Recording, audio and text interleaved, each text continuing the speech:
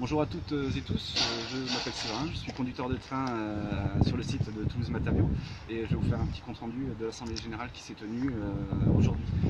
Nous étions réunis à 300 en AG interservice devant la direction de l'EIC. Alors déjà, pourquoi l'EIC?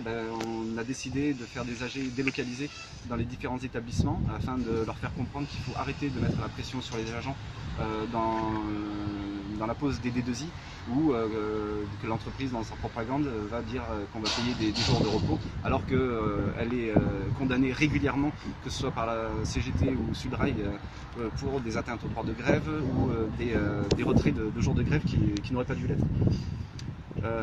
Aujourd'hui, ce qui était intéressant dans les débats, l'AG s'est tenu, on a beaucoup discuté des modalités. Sudrail a appelé à la reconductible en expliquant que c'était le seul moyen nécessaire de faire plier le gouvernement, mais aussi permettre aux AG d'être réellement décisionnaires de leur destin et de la continuité de la grève. Même si majoritairement l'AG a voté pour la reconduction sur le période de 48 heures tous les 5 jours, le chiffre des votants de la modalité de 24 heures reconductible proposée par Sudrail ou Force ouvrière a de plus en plus de voix. Donc on se rend compte que nombreux sont les cheminots et les cheminotes qui comprennent que nous devons accélérer le mouvement et durcir le mouvement. Alors pourquoi l'accélérer, pourquoi le durcir? Déjà, il y a les annonces sur Infonego qui montrent bien que le gouvernement ne lâche absolument rien, et au contraire, il y a des mots qui sont assez durs, comme le transfert obligatoire de personnel avec menace de licenciement, une pseudo-sauvegarde du statut sur au maximum 15 mois.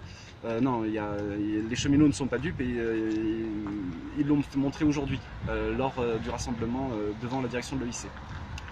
À Toulouse, nous avons aussi le cas de la Pyrénéenne. La Pyrénéenne vient de se mettre en grève. Il dénonce des mauvais traitements de la part de la direction qui refuse d'embaucher alors que le travail est déjà conséquent. Mais quand il y a des arrêts maladie, et comme ça arrive souvent quand on pousse les gens à bout, ces salariés ne sont pas remplacés, ce qui fait que le personnel doit couvrir le manque de personnel. Et ce qui est encore plus regrettable pour ces gens qui sont déjà la plupart du temps précarisés, c'est qu'ils n'ont pas été payés le mois de mars. Aujourd'hui, nous sommes le 9 avril et ils n'ont toujours pas été payés. C'est inadmissible. Donc ils ont décidé de se mettre en grève, en prenant exemple sur le mouvement qui a eu lieu à Honnête à Paris, où les grévistes ont réussi à faire plier leur direction et ils se sont fait payer la grève et ils ont récupéré des conditions de travail un peu plus acceptables, car ne l'oublions pas, ce sont quand même des travaux extrêmement pénibles et précarisés. Durcir le mouvement, c'est aussi se donner la force et la possibilité de converger avec les étudiants. Les étudiants sont mobilisés sur le site de Toulouse, dénoncer la loi ORE et la fusion des universités, notamment avec aussi le personnel qu'on appelle BIATS qui apporte son soutien et qui est très actif dans la grève. Mais les vacances arrivant, il va être difficile de pouvoir fédérer les luttes si nous n'accélérons pas nous-mêmes notre propre calendrier. Nous voyons que de nombreux secteurs tels que le transport appellent à un débrayage potentiel. Nous avons aussi les dockers qui risquent de partir, mais on voit à la télé, il y a Carrefour qui est en grève.